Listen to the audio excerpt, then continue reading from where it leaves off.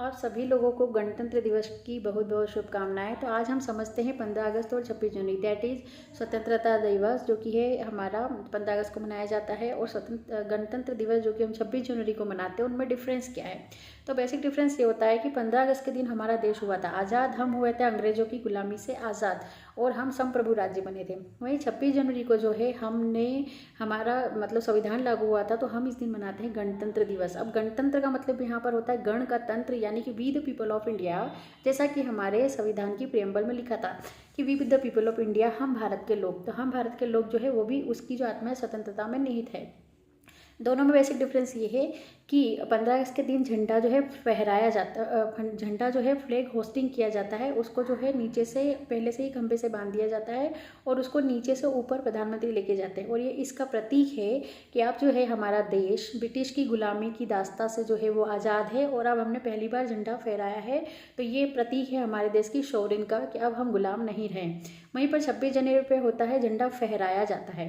फहराने का मतलब होता है जो है उसका फ्लैग अनफर्लिंग किया जाता है, और वो पहले से ही ऊपर बंधा रहता है, बस झंडा उसको फहराते हैं। तो ये बताता है कि अब जो भारत है वो है स्वतंत्रता के साथ साथ ये सोवरिन कंट्री भी है। अब सोवरिन का मतलब क्या है, तो ये हम पॉलिटिकल साइंस के में भी पढ़ते हैं, साथ साथ जो है हम इसको प्रेम्बल में भी पढ़ते हैं। तो आज मैं बताती हूँ आपको सोवरिन का मतलब। सोवरिन का मतलब होता है कि अब किसी भी देश को सोवरिन होना मतलब संप्रभु होना, ये बताता है कि अब उस देश के इंटरनल मामले में कोई भी एक्सटर्नल इंटरवेंशन या कि हस्तक्षेप नहीं होगा। मतलब हमारे आंतरिक मामलों में कोई भी बाहरी हस्तक्षेप नहीं होना उसको संप्रभु बनाता है, कि अब हमारे इंटरनल मामले, एक्सटर्नल संधियाँ जो भी कुछ होगा हम अब किसी से नहीं पूछेंगे। मतलब अब कोई भी देश, हम ज्ञानचंद नहीं है, हम अपने देश के खुद ज्ञानी हैं, अपने जो मामले के जो निर्णय हम खुद लेंगे, तो इसी को बोलते हैं सोवरिन। तो 26 जनवरी पर जो झंडा फहराया जाता है वो हमारे सब संप्रभु और सोवरिन होने का संकेत है, जबकि 15 अगस्त पर जो झंडा हम उसको ध्वजारोहण करते हैं, मतलब उसको हम फ्लैग होस्टिंग करते हैं, तो वो ये है कि हम अब दास्ता से मुक्त हो चुके हैं। तो यही बेसिक डिफरेंस है दोनों में।